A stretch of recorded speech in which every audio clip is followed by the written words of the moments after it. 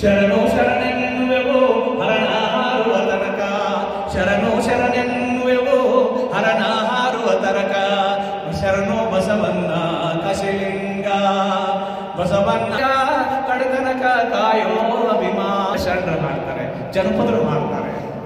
ಹಂತಿ ಮಾಡುವಾಗ ರೈತರು ಹಾಡ್ತಾರೆ, ಬಸವಣ್ಣ ಹಲೆ ಹಲೆ ಹಂತಿ, ಬಸವಣ್ಣ ಹಲೆ ಹಲೆ ರಾಸಿ, ಬಸವಣ್ಣ ಹಲೆ ಹಲೆ ಹಂತಿ, ಬಸವಣ್ಣ ಹಲೆ ಹಲೆ ರಾಸಿ, ಬಸವಣ್ಣ ನಿನ್ನೆಸರು ಹುಲು ಹುಲುಸೋ, ಬಸವಣ್ಣ ನಿನ್ನೆಸರು ಹುಲು ಹುಲುಸು ಕನಕನಕೆ, ಬಸವಣ್ಣ ನಿನ್ನೆಸರು ಹುಲು ಹುಲುಸು ಕನಕನಕೆ, ಬಸವಣ್ಣನ ನೆನೆಯೋ ಚನ ಚನಕೆ, ಬಸವಣ್ಣನ ನೆನೆಯೋ ಚನ ಚನಕೆ. ಏನರ ಅಂತ ಶರಣರೆಲ್ಲ ಹಾಡಿದ ಆ ಹಾಡುಗಳಲ್ಲಿ ಶರಣರ ಬದುಕನ್ನು ನಾವು ಕಾಣ್ತೇವೆ. ಅದಕ್ಕೆ ಸಿದ್ದಯ್ಯ ಪುರಾಣಿಕರು ಒಂದು ಕಡೆಗೆ ಹೇಳ್ತಾರೆ, ಬಸವನ ಬೆಳಕೆ ಎಲ್ಲಾಡಿ ಬಂದೆ, ಭಾರತವೆಲ್ಲ ಸುತ್ತಾಡಿ ನಿಟ್ಟುಸಿ ಹೃದಯವನ್ನು ಬೆಳಗಿಸಿ ಬಂದೆ, ಹೆಣ್ಣಿನ ಕಂಬನಿ ಬತ್ತಿಸಿ ಚೊಂದೆ, ಆಶಾ ಜ್ಯೋತಿಯ ಹೊತ್ತಿಸಿ ಬಂದೆ, ದೀನರ ಬಾಳನ್ನು ಮುಸುಕಿದ ಕಾಳನ್ನು ಕಳೆಯಲು ಧವಳಿಸಿ ಬಂದೆ, ಧವಳಿಸಿ ಬಂದೆ, ಓ ಬಸವನ ಬೆಳಕೆ ಎಲ್ಲಾಡಿ ಬಂದೆ ಅಂತ ಬಸವಣ್ಣವ್ರ ಬಗ್ಗೆ ಬರೀತಾರೆ. ಏನು ಬಸವಣ್ಣ, ಎಂತ ಅದ್ಭುತ ಶಕ್ತಿ ಅದು ಅಂತ.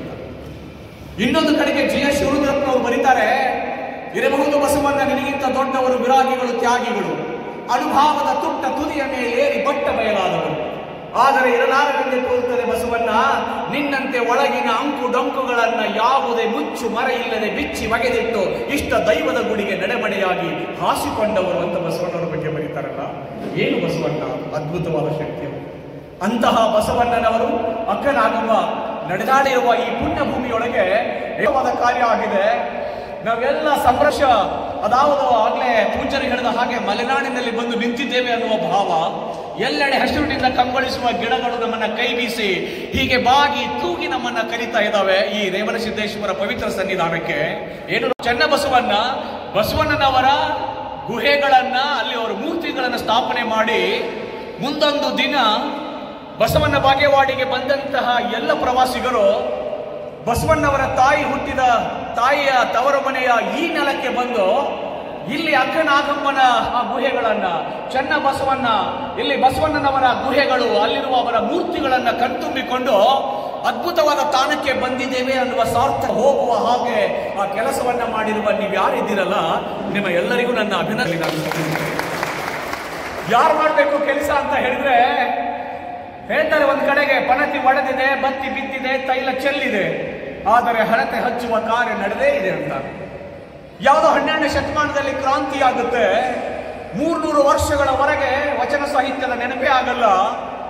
ಆಮೇಲೆ 15ನೇ ಶತಮಾನಕ್ಕೆ ತೋಂಟದ ಸಿದ್ಧಲಿಂಗೇಶ್ವರ ಯತಿಗಳ ಒಂದು ಸಾರಥ್ಯದಲ್ಲಿ ಪ್ರೌಢದೇವರಾಯನ ಆ ವಿಜಯನಗರ ಸಾಮ್ರಾಜ್ಯದ ಅರಸನ ಸನ್ನಿಧಿಯೊಳಗೆ ನಿಂತ್ಕೊಂಡು 101 ವಿರಕ್ತರನ್ನ ಸೃಷ್ಟಿ ಮಾಡಿಕೊಂಡು ಮತ್ತೆ ವಚನಗಳನ್ನು ರಚನೆ ಮಾಡುವ ಕಾರ್ಯ ನಡೀತದೆ. 12ನೇ ಶತಮಾನದಿಂದ 15ನೇ ಶತಮಾನಕ್ಕೆ 300 ವರ್ಷಗಳವರೆಗೆ ವಚನ ಸಾಹಿತ್ಯ ಕಳೆದು ಹೋಗ್ಬಿಡ್ತದೆ. ಆಮೇಲೆ ಅದು ತೋಂಟದ ಸಿದ್ಧಲಿಂಗೇಶ್ವರ ಯತಿಗಳು ಬಂದು ಹೋದ ಮೇಲೆ ನಡೆದ ಕಾರ್ಯ ಮತ್ತೆ 300 ವರ್ಷಗಳವರೆಗೆ ಮತ್ತೆ ಮರೆಯಾಗಿ ಬಿಡ್ತಾರೆ.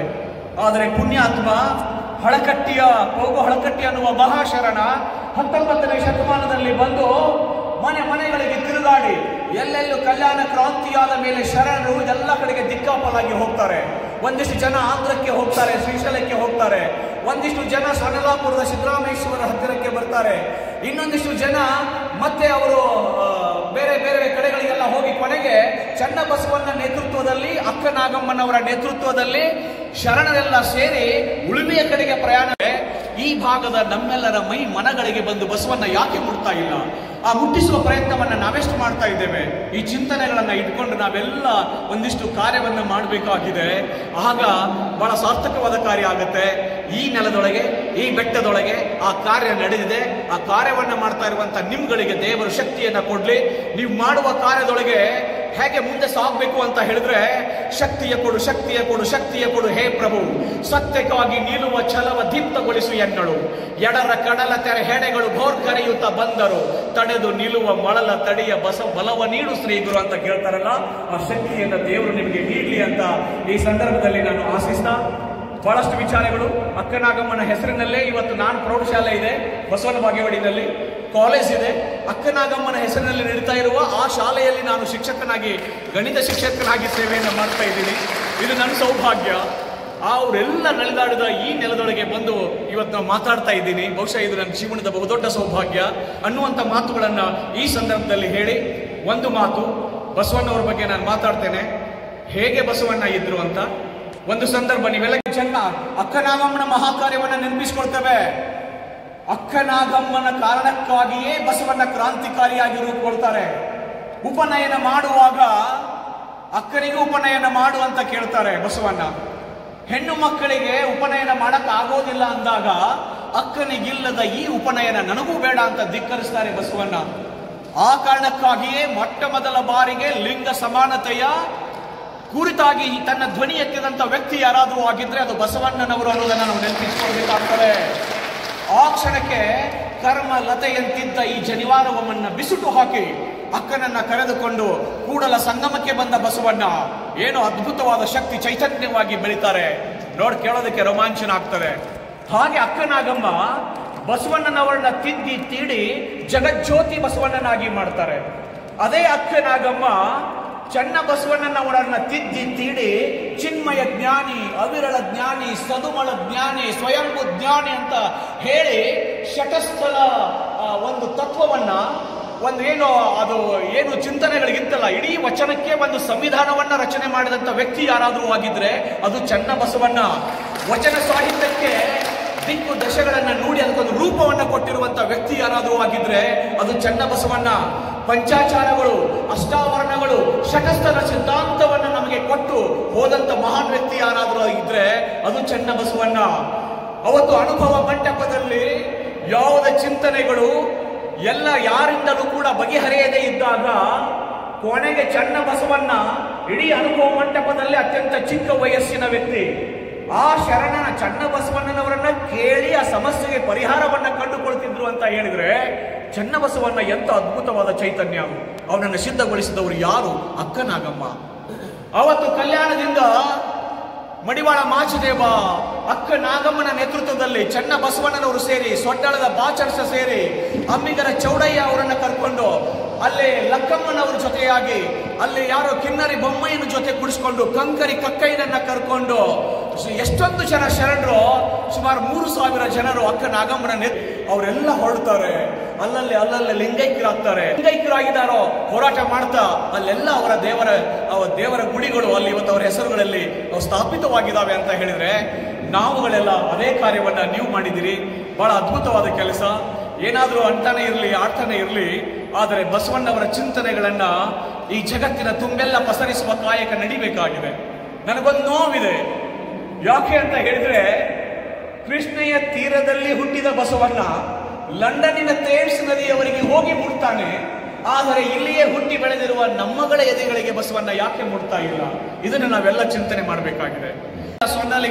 ಸೊನ್ನಲಿಗೆಯಿಂದ ಹಲಸಂಗಿಯಿಂದ ಬಬಲೇಶ್ವರದಿಂದ ಮಂಟೂರು, ಅಲ್ಲಿ ಜಮಖಂಡಿ, ಅಲ್ಲಿಂದ ಮುಧೋಳಿಗೆ ಹೋಗಿ ಆಮೇಲೆ ಕಿತ್ತೂರಿನ ನೆಲಕ್ಕೆ ಬಂದು, ಕಿತ್ತೂರಿನಿಂದ ಧಾರವಾಡಕ್ಕೆ ಬಂದು, ಧಾರವಾಡದಿಂದ ಉಳುವಿಗೆ ಹೋಗುವ ಮಾರ್ಗದಲ್ಲಿ ಏನೆಲ್ಲ ಶರಣರು ಹೋಗಿದ್ರಲ್ಲ, ಆ ಶರಣರು ಹೋದ ದಾರಿಯಲ್ಲೆಲ್ಲ ಅಡ್ಡಾಡಿಕೊಂಡು ಬಂದ ಹೋಗುಹಳಕಟ್ಟಿಯವರು ಮನೆಗಳಿಗೆ ಹೋಗಿ ವಚನದ ಕಟ್ಟುಗಳನ್ನು ಸಂಗ್ರಹಿಸಿ ಎಲ್ಲ ಗೋಡೆಗಳನ್ನ ಪೂಜೆ ಮಾಡ್ತಾ ಇದ್ರಲ್ಲ, ಆ ಗೋಡೆಗಳಲ್ಲಿ ಹೋಗಿ ವಿನಂತಿ ಮಾಡ್ಕೋತಾರೆ, ಈ ಗೋಡೆಗಳನ್ನ ಪೂಜೆ ಮಾಡ್ತಾ ಇದ್ದೀರಲ್ಲ, ಇದು ಶರಣರು ಹಾದು ಹೋಗಿರುವ ದಾರಿ.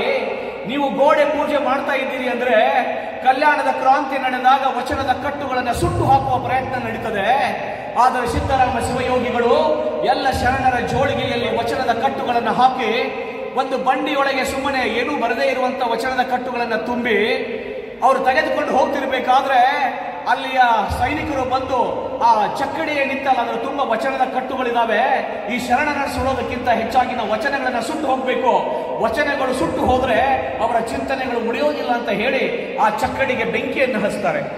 ಹಾಗೆ ಬೆಂಕಿಯನ್ನು ಹಚ್ಚಿ ಸುಟ್ಟು ಹೋದು ಅಂತ ಖುಷಿ ಪಡ್ತಾರೆ. ಆದರೆ ಶರಣರು ಜೋಳಿಗೆಯಲ್ಲಿ ಹಾಕಿಕೊಂಡು ವಚನದ ಕಟ್ಟುಗಳನ್ನ ಮನೆಗೆ ಹೋಗಿ ಬಿಸಾಕ್ತಾರೆ.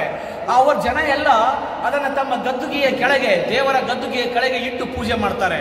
ಗೋಡೆಗಳನ್ನ ತೆಗೆದು ಗೋಡೆ ಒಳಗೆ ಇಟ್ಟು ವಚನದ ಕಟ್ಟುಗಳನ್ನು ಮುಚ್ಚಿ ಅದಕ್ಕೆ ಪೂಜೆ ಮಾಡ್ತಾರೆ. ಹಳಕಟ್ಟಿಯ ಶರಣರು ಅಲ್ಲಿಗೆ ಹೋಗಿ ಆ ಪೂಜೆಯ ಮಾಡ್ತಾ ಇರುವ ಸ್ಥಳದನ್ನ ಅಗೆದು ಅಲ್ಲಿರುವ ವಚನದ ತಾಡೋಲೆಗಳನ್ನ ತಗೊಂಡು ಬಂದ್ರು. ಆ ದೇವರ ಗದ್ದುಗೆಯ ಕೆಳಗೆ ಇರುವ ವಚನದ ಕಟ್ಟುಗಳನ್ನ ತಗೊಂಡು ಬಂದ್ರು. ಎಲ್ಲವನ್ನ ಸಂಗ್ರಹಿಸಿ ಕೊಟ್ಟರು ಅನ್ನೋ ಕಾರಣಕ್ಕೆ ಇವತ್ತು ವಚನಗಳು ಉಳಿದಿದ್ದಾವೆ. ಅದಕ್ಕೆ ಪೊಗು ಹಳಕಟ್ಟಿ ಅನ್ನುವ ವಚನ ಗುಮ್ಮಟ ಇವತ್ತು ನಮ್ಮನ್ನ ಬಿಜಾಪುರಕ್ಕೆ ಕೈ ಬೀಸಿ ಕರೀತಾ ಇದೆ ಅಲ್ವಾ. ಎಲ್ಲವುಗಳನ್ನ ನೆನಪಿಸ್ಕೊಳ್ಬೇಕಾಗ್ತದೆ ನಾವೆಲ್ಲ. ರೋಮಾಂಚನ ಒಂದು ಅನ್ನುವಂತ ಮಹಾ ಪ್ರೇರಕ ಶಕ್ತಿ, ಇನ್ನೊಂದು ಚನ್ನ ಬಸವಣ್ಣ ಅನ್ನುವಂತ ಮಹಾ ತತ್ವ ಶಕ್ತಿ, ಮತ್ತೊಂದು ಕೈಯಲ್ಲಿ ಖಡ್ಗವನ್ನ ಹಿಡಿದುಕೊಂಡು ವಚನಗಳ ರಕ್ಷಣೆ ಮಾಡಿದಂತಹ ಅಕ್ಕನಾಗಮ್ಮ ಅನ್ನುವಂತ ಮಹಾಶರಣೆ ಅವರ ಪೋಷಕ ಶಕ್ತಿ. ಒಂದು ಬಸವಣ್ಣನವರ ಪ್ರೇರಕ ಶಕ್ತಿ, ಚನ್ನ ಬಸವಣ್ಣನವರ ತತ್ವಶಕ್ತಿ, ಅಕ್ಕ ನಾಗಮ್ಮನ ಪೋಷಕ ಶಕ್ತಿ. ಈ ಮೂರು ಶಕ್ತಿಗಳು ಸೇರಿ ವಚನ ಒಂದು ಕ್ರಾಂತಿ ನಡೀತಲ್ಲ, ಆ ಚಿಂತನೆಗಳು ಇವತ್ತಿಗೂ ಕೂಡ ನಮ್ಮೊಳಗೆ ಉಳಿದಿದ್ದಾವೆ ಅಂತ ಹೇಳಿದ್ರೆ ಇವರನ್ನ ನೆನಪಿಸ್ಕೊಳ್ಬೇಕಾಗ್ತದೆ ಅನ್ನುವಂಥ ಮಾತನ್ನ ಈ ಸಂದರ್ಭದಲ್ಲಿ ನಾನು ಹೇಳ್ತಾ, ಬಹಳಷ್ಟಿದೆ ಮಾತಾಡೋದಕ್ಕೆ. ಬಸವಣ್ಣವ್ರ ಬಗ್ಗೆ ಮಾತನಾಡುವಾಗ ನೀವು ಹೇಗೆ ಅದನ್ನು ಸ್ವೀಕರಿಸಬೇಕು ಅಂತ ಬಸವಣ್ಣ ನಮಗೆ ಕಲಿಸ್ಕೊಡ್ತಾರೆ. ಒಂದು ಮಾತು ಹೇಳ್ತಾರೆ, ನಿಂದಿಸುವವನೊಬ್ಬ, ಸ್ತುತಿಸುವವನೊಬ್ಬ, ಅವರಿಬ್ಬರನ್ನ ಆ ಶಿವಯೋಗಿಯ ಪರಮ ಬಂಧುಗಳೆಂಬೆ. ಪಾಪವನ್ನೊಬ್ಬ ಕೊಂಬ, ಪುಣ್ಯವನ್ನೊಬ್ಬ ಕೊಂಬ, ಕೂಡಲ ಸಂಗನ ಶರಣರು ನಿತ್ಯ ಮುಕ್ತರು ನೋಡ ಅಂತ. ಇದು ನಮಗೆ ನೆನಪಿರ್ಬೇಕು. ಅವ್ರು ಹೇಳ್ತಾರೆ, ಯಾರೋ ಒಂದಿಷ್ಟು ಜನ ಬಂದು ನಮ್ಮನ್ನ ಹೊಗಳ್ತಾರೆ, ಇನ್ನಾರೋ ಒಂದಿಷ್ಟು ಜನ ಬಂದು ನಮ್ಮನ್ನ ತೆಗಳ್ತಾರೆ. ಆದ್ರೆ ನೀವು ಹೇಗೆ ಸ್ವೀಕಾರ ಮಾಡಬೇಕು ಅಂದ್ರೆ ಅವರಿಬ್ಬರನ್ನೂ ಕೂಡ ಆ ದೇವರು ಕಳಿಸಿರುವಂತ ಬಂಧುಗಳು ಅಂತ ನೀವು ಅವರನ್ನ ಸ್ವೀಕಾರ ಮಾಡಬೇಕು. ಯಾರು ನಿಮ್ಮನ್ನ ಹೊಗಳ್ತಾರಲ್ಲ, ನೀವು ಮಾಡಿದ ಪುಣ್ಯದ ಫಲವನ್ನ ತಗೊಂಡು ಹೋಗ್ತಾರೆ. ಯಾರು ನಿಮ್ಮನ್ನ ಬೈತಾರಲ್ಲ, ನೀವು ಮಾಡಿದ ಪಾಪದ ಫಲವನ್ನು ತಗೊಂಡು ಹೋಗ್ತಾರೆ. ನಿಮಗೆ ಪುಣ್ಯ ಪಾಪಗಳ ಆ ಯಾವ ಏನು ಅರಿವೇ ಇಲ್ಲದಂತಹ ನಿತ್ಯ ಮುಕ್ತರು ಯಾರು ಅಂದ್ರೆ ಅದು ಶರಣರು ಅನ್ನುವಂಥ ಮಾತನ್ನ ಹೇಳ್ತಾರೆ. ಆ ದಿಶೆಯೊಳಗೆ ನಮ್ಮ ಚಿಂತನೆಗಳು ಸಾಗಲಿ ಅನ್ನುವಂಥ ಮಾತುಗಳನ್ನ ಈ ಸಂದರ್ಭದಲ್ಲಿ ನಾನು ಹೇಳ್ತಾ, ಒಂದೇ ಒಂದು ಮಾತು ಬಸವಣ್ಣವರಿಗೆ ಕೂಡ ಹೀಗೆ ಬಂತು ಅವರ ಜೀವನದಲ್ಲಿ. ನಿತ್ಯ 1,98,000 ಗಣತಿಂತಿನಿಗೆ ಬಸವಣ್ಣ ನಿತ್ಯ ದಾಸೋಹ ಮಾಡ್ತಾ ಇದ್ದಾರಲ್ಲ, ಹಣ ಎಲ್ಲಿಂದ ಬರ್ತದೆ ಬಸವಣ್ಣವರಿಗೆ? ಅವರು ಬೊಕ್ಕಸದ ಹಣವನ್ನ ತಗೊಂಡು ಹೋಗಿ ಅಲ್ಲಿ ದಾಸೋಹ ಮಾಡಿ ಹೆಸರು ಅವರು ಗಳಿಸ್ತಾ ಇದ್ದಾರೆ, ಆದ್ರೆ ಬೊಕ್ಕಸದ ಹಣ ಹಾಳಾಗ್ತಾ ಇದೆ ಅಂತ ಹೇಳಿ ಚಾಡಿಕೋರರು ಬಿಜ್ಜಳ ಮಹಾರಾಜನಿಗೆ ಬಂದು ಚಾಡಿ ಹೇಳ್ತಾರೆ. ಏನ್ ಮಾಡ್ಬೋದು ಬಸವಣ್ಣ? ಇವತ್ತು ನಮ್ಮ ಮೇಲೆ, ನಮ್ಮ ನಾಳುವ ವ್ಯಕ್ತಿಗಳ ಮೇಲೆ ಅದೆಷ್ಟು ಆರೋಪಗಳು ಬರ್ತವೆ. ಆರೋಪಗಳು ಬಂದಾಗಲೂ ಕೂಡ ಕುರ್ಚಿಯನ್ನ ಬಿಡದೆ ಎಷ್ಟು ಗಟ್ಟಿಯಾಗಿ ಅಂಟಿಕೊಳ್ಳುವ ನಮ್ಮಗಳ ಮಧ್ಯದಲ್ಲಿ ಬಸವಣ್ಣನವರು ಯಾಕೆ ಆದರ್ಶವಾಗಿ ನಮಗೆ ನಿಲ್ತಾರೆ ಅಂತ ಹೇಳಿದ್ರೆ, ಬಸವಣ್ಣವರಿಗೆ ಆರೋಪ ಬಂದಾಗ ಬಿಜ್ಜಳ ಮಹಾರಾಜ ಅವರನ್ನ ಕರೀತಾರೆ. ಬಸವಣ್ಣ, ನಿಮ್ಮ ಮೇಲೆ ಆರೋಪ ಬಂದಿದೆ, ಬೊಕ್ಕಸದ ಹಣವನ್ನ ದುರುಪಯೋಗ ಮಾಡ್ಕೊಂಡಿದ್ದೀರಿ ಅಂತ, ಇದಕ್ಕೆ ನೀವೇನು ಹೇಳ್ತೀರಿ ಅಂತ. ಬಸವಣ್ಣ ಏನ್ ಮಾಡ್ತಾರೆ ಅಂದ್ರೆ, ತಮ್ಮ ತಲೆಯ ಮೇಲಿನ ಕಿರೀಟವನ್ನ ತೆಗೆದು ಬಿಜ್ಜಳನ ಮಹಾರಾಜನ ಮುಂದೆ ಇಡ್ತಾರೆ. ಇಟ್ಟು ಹೇಳ್ತಾರೆ, ಓರೆಯಾವಿನ ಬೆನ್ನ ಹರಿಯಲೇತ ಕೈಯ, ನಾನು ಗೆಡಲೇಕೆ ಲಜ್ಜೆಗೆಡಲೇಕೆ, ಕೂಡಲ ಸಂಗಮ ನೀನಿರುವಾಗ ಈ ಬಿಜ್ಜಳನ ಭಂಡಾರ ನನಗೇಕೆ, ನಡೆ ಅಂತ ಹೇಳಿ ಬಸವಣ್ಣ ಹೊರಟು ಬಿಡ್ತಾರೆ. ಹೀಗೆ ಇಷ್ಟು ದಿವಸ ನೀನು ಇಲ್ಲಿ ಭಂಡಾರದ ನಾಯಕನಾಗಿದ್ದಿ, ಪ್ರಸಾದ ಸಿಗ್ತಾ ಇತ್ತು, ಕೆಲಸ ಕಳ್ಕೊಂಡು ಇನ್ಮೇಲೆ ಊಟಕ್ಕೆ ಏನ್ ಮಾಡ್ತೀಯ ಅಂತ ಕೇಳ್ತಾರೆ ಇವರು. ಅದಕ್ಕೆ ಬಸವಣ್ಣವ್ರು ಹೇಳ್ತಾರೆ, ಬಿಜ್ಜಳನ ಸಿಂಹಾಸನದ ಕೆಳಗೆ ಕೊಳ್ಳಿರಿದು ಓಲೈಸುತ್ತೇನೆಂದು ನುಡಿವರಯ್ಯ, ಉತ್ತರಿಸುವೆನು ಅವರಿಗೆ, ಅವರಿವರ ಮನೆಯ ಹೊಕ್ಕು ಸಲೆ ಕೂಲಿ ಮಾಡಿ ಆದರೂ ಸರಿ, ನಿಮ್ಮ ನಿಲುವಿಗೆ ಕುದಿವೆನಲ್ಲದೆ ಒಡಲ ಅವಸರಕ್ಕೆ ಕುದಿದನಾದಳೆ ತಲದಂಡ ಕೂಡಲ ಸಂಗಮ ದೇವ. ನಾನು ತುತ್ತಿಗಾಗಿ ಬದುಕಿದವನಲ್ಲ, ತತ್ವಕ್ಕಾಗಿ ಬದುಕಿದವನು.